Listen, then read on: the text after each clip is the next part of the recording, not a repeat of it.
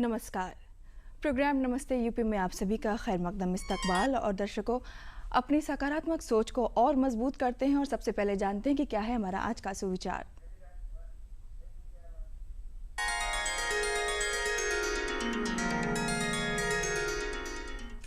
जब तक जीना तब तक सीखना, अनुभव ही जगत में सर्वश्रेष्ठ शिक्षक है। स्वामी विवेकानंद जी ने ये बिल्कुल सही बात कही है। जितने आप अनुभव लेते हैं वक्त के साथ साथ आप जो है ज़िंदगी से सीख लेते जाते हैं और अपने अंदर उसको आत्मसात करते जाते हैं। प्रोग्राम में आगे बढ़ते हो, जैसा कि जानते हैं आप सभी के हम एक विषय लेकर आते हैं जिस पर आधारित रहती है हमारी आज की चर्चा। तो आज क्या विषय है जिस पर हम चर्चा करेंगे, आइए जानते हैं।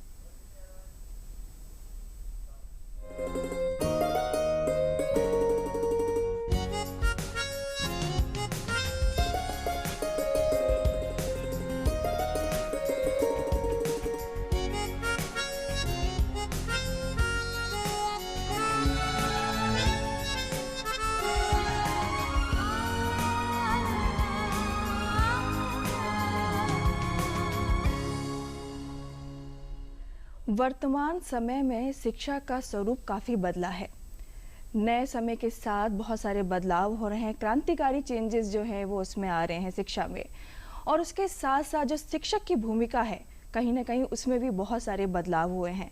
तो समाज के विकास में एक शिक्षक किस तरह से एक रोल मॉडल की तरह काम करता है, उन्हीं सब पर आज हम चर्चा करेंगे। हमारे बीच में है लखनऊ विश्वविद्यालय के कुलपति जी श्री आलोक कुमार राय जी। आपका सर बहुत बहुत स्वागत है कार्यक्रम में। सर, जैसा कि विषय है, हम विषय पर जाएं उससे पहले हम जानना चाहेंगे कि शिक्षा का आधार क्या होना चाहिए, जो सामाजिक आधार है वो क्या होना चाहिए।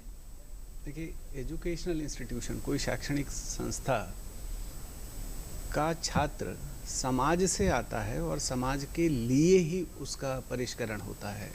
So the entire processing that takes place in the institution is to improve and augment the value of the student for greater good of the society.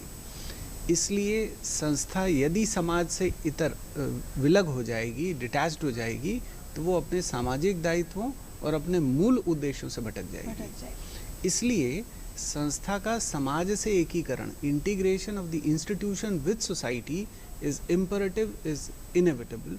और यदि हमको किसी शैक्षणिक संस्था को और शिक्षा को उसके उत्पाद अर्थात छात्र के माध्यम से समाज के व्यापक हित के संदर्भ में देखना है, तो हमको संस्थाओं को और शिक्षा को समाज के साथ इंटीग्रेट करना ही होगा। जी सर, जैसा कि विषय है कि समाज के विकास में एक शिक्षक की क्या भूमिका है, तो एक शिक्षक जो है वो किस तरह से रोल मॉडल बन सकता है अपने स्टूडेंट के लिए, उसके बारे में हम जानना चाहेंगे।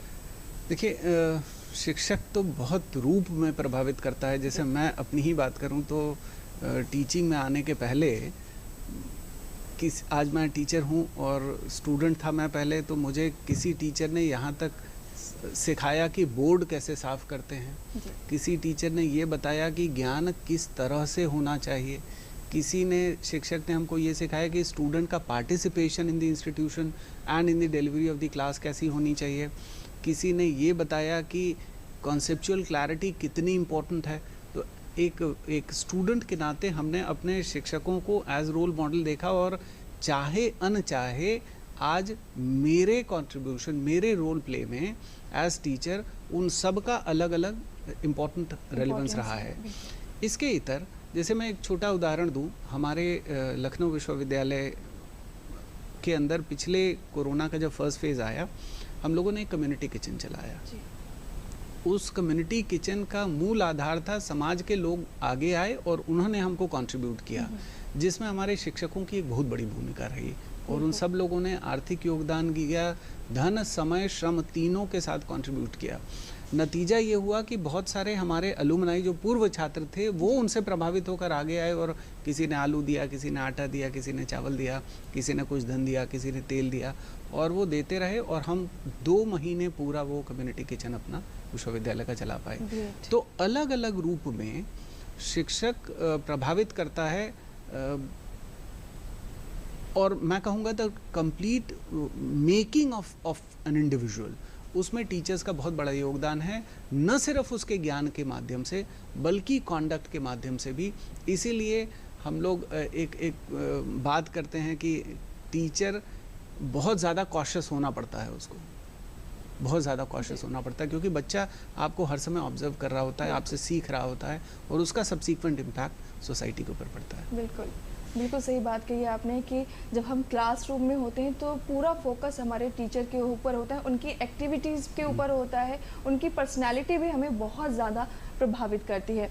सर, जैसे कि आपने कोरोना काल की बात करी, तो पिछले 2 साल से हम पूरा विश्व ही इससे बहुत ज़्यादा परेशान है और बहुत सारी दिक्कतें झेल रहा है और बहुत सारे कॉलेजेस और स्कूल्स को जो है बंद कर दिया गया, ऑनलाइन स्टडीज़ का शुरुआत हुई। हालांकि अब कुछ जगहों पर स्कूल्स जो हैं खुल गए हैं, लेकिन फिर भी आपसे ये जानना चाहेंगे कि जो ऑनलाइन जो पढ़ाई शुरू हुई, क्या ऐसे में ऑनलाइन शिक्षा के माध्यम से बच्चों का शारीरिक, मानसिक और सामाजिक विकास संभव है या कुछ दिक्कतें आई, क्या चुनौतियाँ रही? देखिए, ऑनलाइन एजुकेशन रिप्लेसमेंट नहीं हो सकता फिजिकल एजुकेशन का या रियल एजुकेशन का, लेकिन क्योंकि किसी परिस्थिति विशेष की वजह से संस्था नहीं चल सकती है, फिजिकल क्लासेस नहीं चल सकती हैं, तो हम बच्चे को उसके हाल पे नहीं छोड़ सकते हैं। ये व्यवस्था आई जो किसी गैप को ब्रिज कर रही थी, किसी कमी को पूरा कर रही थी। तो मैं ये मानता हूँ कि ठीक है, 100% ना सही, 80% सही, किसी अलग अलग डिसिप्लिन में, अलग अलग प्रोग्राम्स के अंदर, अलग अलग इंस्टीट्यूशन के अंदर, अलग अलग टाइप के कस्टमर्स और स्टूडेंट सेगमेंट्स के अंदर उसका अलग अलग रोल होगा। छोटे क्लास में मेरी छोटी बेटी है, उसकी ऑनलाइन क्लास होती है जो ज़्यादातर उसकी मम्मी करती हैं। मेरा बेटा है जो अभी 9वीं क्लास में है, तो जब उसकी ऑनलाइन क्लास हो रही थी तो वो अपनी खुद कर रहा था। मैं यूनिवर्सिटी में देख रहा हूँ शिक्षा को, तो उसमें हम लोग जो देखते हैं उसमें बच्चों का एक्टिव पार्टिसिपेशन है।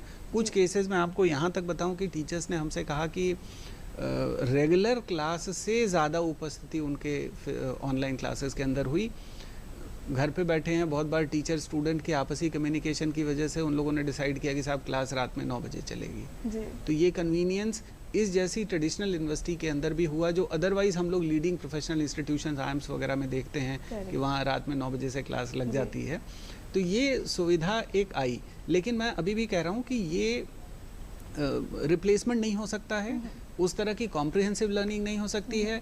जब हम एक क्लास के अंदर आते हैं, फिजिकल क्लास के अंदर, तो हम न सिर्फ वो कंटेंट प्राप्त करते हैं बल्कि बहुत सारी चीज़ें सीखते हैं। एक दिन में अगर 5 घंटे का क्लास इंटरेक्शन है, आपको लकड़ी की बेंच पे बैठना है और कॉमन टॉयलेट यूज़ करना है और बहुत अनफ्रेंडली लोगों के साथ भी दिन भर बैठना है, कुछ बोरिंग लेक्चर्स हो सकते हैं जो आपको उसको भी ये करना है, एक कभी खेलना है, कभी कैंटीन जाना है, कभी कुछ और लाइब्रेरी जाना है, कोई दूसरी एक्टिविटी करनी है, कल्चरल एक्टिविटीज़ करनी है।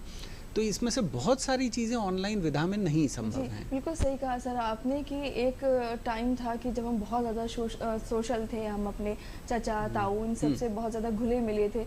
आजकल हालांकि फैमिली सिंगल रहने की वजह से उनका जो सोशल जो चीज़ें हैं वो कहीं ना कहीं वो डिस्कनेक्ट हो गए हैं, और ऑनलाइन स्टडी में भी यही सब चीज़ें हैं कि बच्चे सोशल चीज़ों से, मतलब सामाजिक चीज़ों से बहुत दूर हो रहे हैं, क्योंकि जब वो कॉलेज जाते हैं, स्कूल जाते हैं, तो जाहिर है कि सबके साथ बैठ रहे हैं, एक दूसरे की चीज़ें अडॉप्ट भी करते हैं, तो बहुत सारी चीज़ें आसान हो जाती हैं। इसके अलावा सर क्या चुनौतियाँ रही मतलब टीचर्स के लिए? टीचर्स के लिए तो रही होंगी, सबसे बड़ी चुनौती स्टूडेंट्स के लिए रही है, बिकॉज़ हम लोग जैसे एक बड़ी यूनिवर्सिटी है, हमारे पास बच्चे पूरे हिंदुस्तान से आते हैं, गाँवों से आते हैं, ऐसे तबके से आते हैं जहाँ स्मार्टफोन की दिक्कत है, जहाँ इंटरनेट की स्पीड की दिक्कत है, दूसरे एक इनकन्वीनियंस, मैंने फिज़िकल क्लास जैसे मैं आपको देख रहा हूँ और अगर मैं आपके प्रोग्राम को मोबाइल पे देख रहा हूँ, तो ये दोनों को हम वो नहीं कर सकते। और आपने एक बहुत अच्छी बात कही कि एजुकेशनल इंस्टीट्यूशंस सामाजिक एकीकरण, सोशल इंटीग्रेशन का एक बहुत बहुत महत्वपूर्ण स्थान है। हर तरह के लोग आते हैं, हर तबके के लोग आते हैं, हर अनुभव के लोग आते हैं जो दूसरे को एक अनुभव देते हैं। सिर्फ classroom is not only for the content, तो वो तो वैसे भी डिजिटल मीडिया में बहुत उपलब्ध है। लखनऊ विश्वविद्यालय के अंदर हम लोगों ने बहुत सारा शुरुआती, जब मार्च में शुरू हुआ पिछले साल, तब से ही हम लोगों ने पहले तो कंटेंट प्रिपेयर करके अपनी वेबसाइट पे डालना शुरू किया। बाद में हमने अपना एक लर्निंग मैनेजमेंट सिस्टम बनाया स्लेट, और उस पर क्लासेस ज़्यादातर शिफ्ट करने की कोशिश की। अब धीरे धीरे बच्चा और टीचर उसके आदी हो रहे हैं। ब्लेंडेड मॉडल ऑफ लर्निंग शुरू हो रही है। जैसे किसी दिन आप फिज़िकल क्लास नहीं ले सकते हैं, जैसे मान लीजिए एंट्रेंस का एग्ज़ाम चल रहा है हमारे यहाँ कैंपस के अंदर, तो वहाँ कुछ टीचर्स अपनी लर्निंग मैनेजमेंट सिस्टम के ऊपर क्लास ले रहे हैं। तो ये आज एक विकल्प इसने उपलब्ध कराया हमको। और जो रेजिस्टेंस था, बहुत सारे टीचर हमसे कहते हैं कि साहब इस तरह से हमने कभी सोचा नहीं था कि हम ऑनलाइन या डिजिटल प्लेटफॉर्म पे इतना कंफर्टेबल हो पाएंगे। परिस्थितियों ने उनको सिखाया, और मुझे लगता है ये चीज़ स्टे करने वाली है एज एन ऑगमेंटेड प्रोडक्ट। उस पूरे टीचिंग लर्निंग प्रोसेस के अंदर एक एडिशनल प्रोडक्ट के रूप में जो सपोर्ट करेगा पूरे सिस्टम को, उसमें ये रहेगी। जी सर, अच्छा एक और बहुत अहम चीज़ मेरे जहन में चल रही है कि आज के समय में हम देखते हैं, अगर हम पुराने समय से आज के समय को कंपेयर करें तो पहले जो गुरु हुआ करते थे वो तब एक संस्कार थे, स्टूडेंट्स के अंदर आते थे और गुरुओं के पैर छुआ करते थे। चीज़ें हल्के हल्के करके बहुत सारी बदली, क्योंकि आज के समय में टीचर्स के ऊपर बहुत सारी जिम्मेदारियां भी हैं। वो उनका फोकस सिर्फ पढ़ाई पर नहीं है, क्योंकि आप समझ सकते हैं, मैं भी समझ सकती हूँ कि बहुत सारी जिम्मेदारियां हैं, लेकिन बच्चे कभी होता है कि बच्चे उस चीज़ को नहीं समझ पाते हैं। तो ऐसे में अपनी जो अहम जिम्मेदारी है, जो मुख्य आपकी जिम्मेदारियाँ हैं, उनको निभा पाना कितना मुश्किल है, और क्या वो सही से उसको निर्वाहन हो पा रहा है? दो बातें हमारे, एक यूनिवर्सिटी टीचर से हमारी एक्सपेक्टेशन और कॉलेज टीचर से हमारी एक्सपेक्टेशन।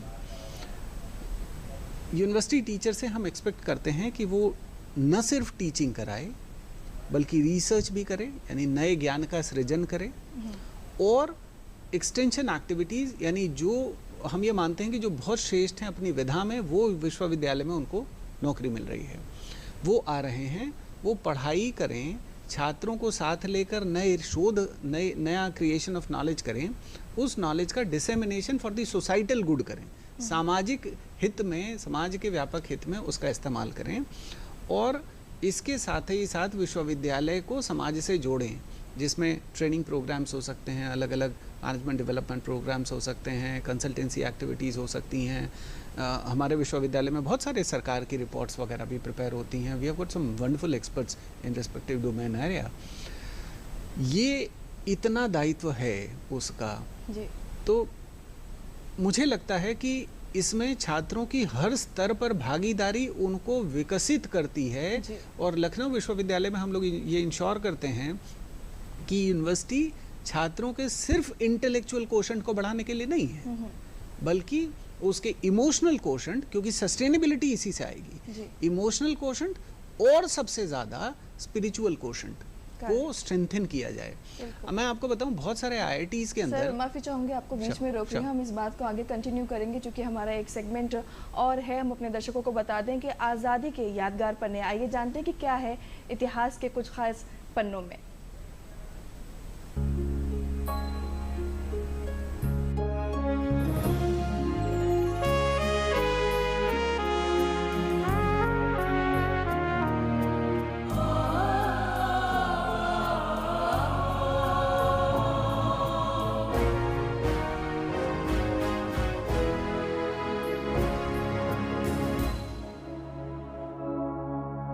भारत की आजादी की लड़ाई में यूं तो लाखों करोड़ों हिंदुस्तानियों ने भाग लिया, लेकिन देश के कुछ ऐसे अमर सपूत थे जो आजादी की इस लड़ाई के प्रतीक बनकर उभरे।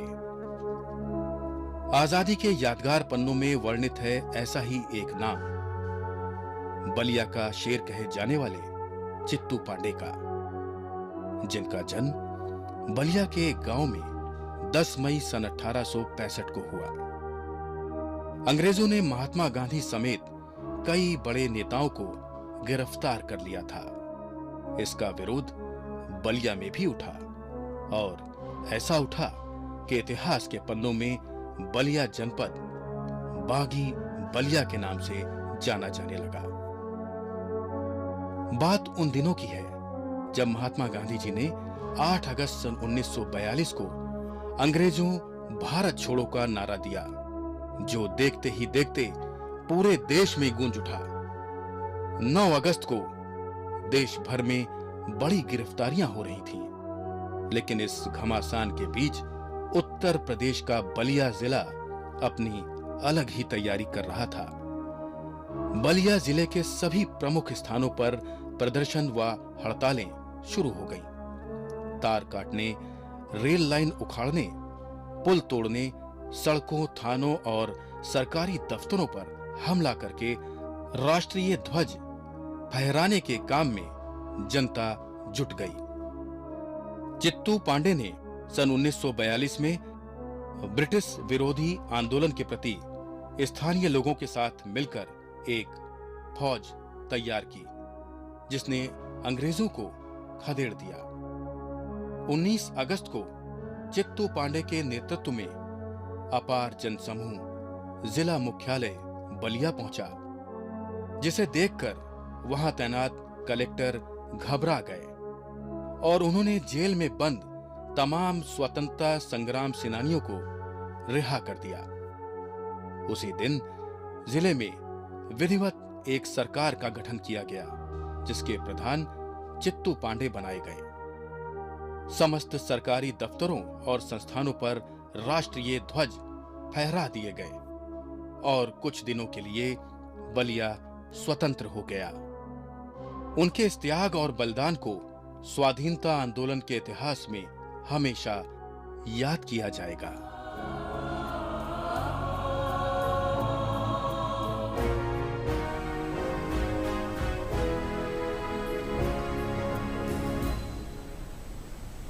एक बार पुनः आप सभी का स्वागत है कार्यक्रम नमस्ते यूपी में। आज हम बात कर रहे हैं समाज के विकास में शिक्षक की भूमिका और हमारे साथ में हैं लखनऊ विश्वविद्यालय के कुलपति श्री आलोक कुमार राय जी। सर, बहुत सारी बातें आपसे जानने का मौका मिला है, लेकिन हम आपसे और सारी चीज़ें जानना चाहते हैं कि जो नई शिक्षा नीति आई है उसमें क्या बदलाव हुए हैं और सामाजिक विकास को लेकर क्या खास है उसमें। नई शिक्षा नीति एक कालजयी नीति है जो हमारे राष्ट्र को, हमारे समाज को और हमारे छात्र को नई व्यवस्था और नई दुनिया के लिए तैयार कर रही है। सोसाइटी हाईली डायनेमिक है। आजकल एक टर्म आपने सुना होगा, इंडस्ट्री 4.0। आप देखें, आप अपना स्टूडियो देखें तो चीज़ें कितनी डिजिटलाइज्ड हैं, कितनी ऑटोमेटेड हैं।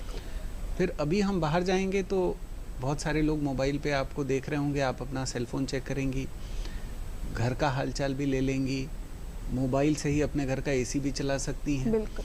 तो दुनिया बदली तकनीक की वजह से, और इंडस्ट्री 4.0 ने हमारे समाज को चौथे चरण में डाला।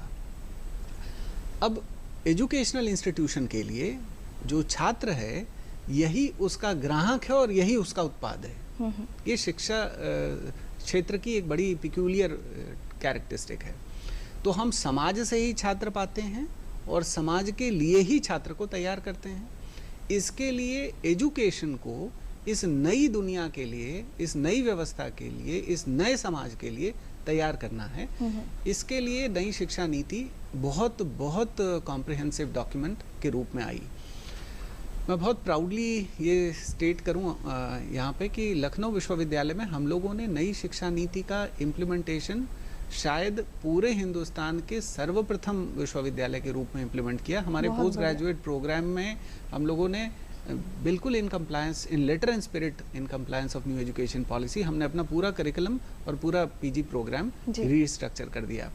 यहाँ तक कि हमारे 20-21 सत्र में जिस बच्चे ने एडमिशन लिया, कुछ बच्चे अब हमारे पास आ रहे हैं कि साहब हमको पोस्ट ग्रेजुएट डिप्लोमा दीजिए, हम निकल के जाना चाहते हैं, अभी कंटिन्यू नहीं करना चाहते। जो फ्लेक्सिबल एंट्री एंड एग्जिट एक बहुत इंपॉर्टेंट कैरेक्टरिस्टिक था न्यू एजुकेशन पॉलिसी का।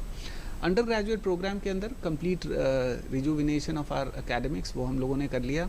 अपना डीलिट का प्रोग्राम, अपना पीएचडी का प्रोग्राम, ये सारा हम लोगों ने कर लिया है। एक इम्पॉर्टेंट चीज़ जो हम लोगों ने करी है और मुझे लगता है उत्तर प्रदेश की सभी विश्वविद्यालय कर रहे हैं, वो एजुकेशनल इंस्टीट्यूशन को, यूनिवर्सिटीज़ को समाज से के साथ जोड़ रहे हैं और उद्योग के साथ जोड़ रहे हैं, ताकि बच्चा जिस समाज से आ रहा है, जिस समाज में वापस जाएगा, उस समाज के लिए उसकी उपादेयता बनी रहे। बिल्कुल।